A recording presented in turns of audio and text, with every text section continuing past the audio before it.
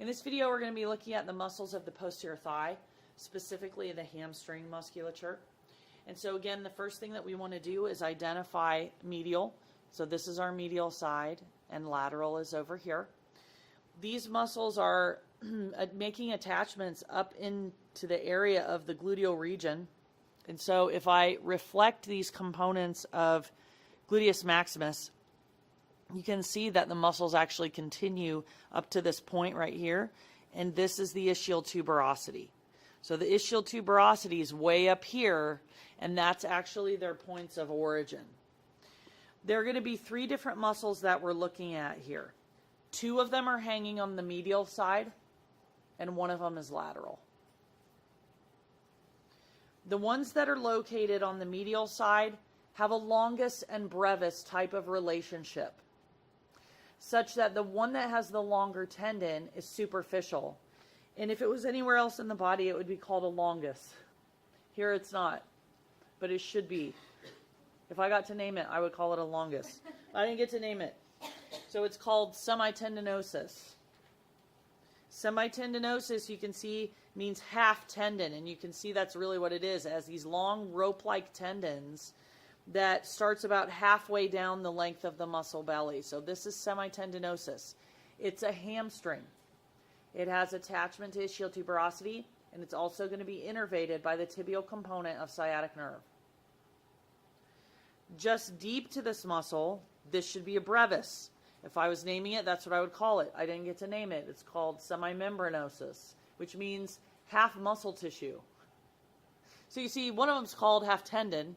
One of them's called half muscle tissue. Wouldn't longus and brevis be better? That's not what anyone called them. And so this is semitendinosus, and this is semimembranosus. Both of them are hamstrings because they're going to take origin off ischial tuberosity.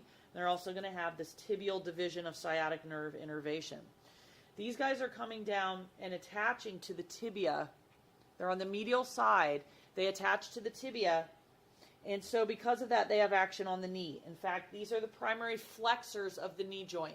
They're opposing the action of quadriceps femoris, which forcefully extends the knee. On the lateral side, this muscle is called biceps femoris because it has two heads. One of them is long. This is the long head of biceps femoris. I know it's a little bit hard to see, but it continues here, and it actually shares that origin off ischial tuberosity. So this part is called a hamstring. The short head is all the way down here, and you can see it actually takes its origin off of the femoral shaft. Okay, specifically the linea aspera. And so this part is not considered a hamstring. So big part, long head is. This part is not. Both of the heads end up at the same place, though.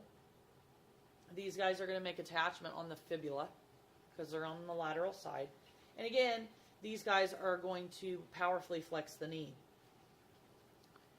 In between all of these guys is sciatic nerve. You can see this is the big continuation of sciatic nerve, and look what it's going to do. See how it bifurcates? This part that moves laterally becomes the common fibular nerve. The part that goes straight down into posterior leg becomes tibial nerve. Until the bifurcation, though, it's still called sciatic, beginning in gluteal region and down into posterior thigh.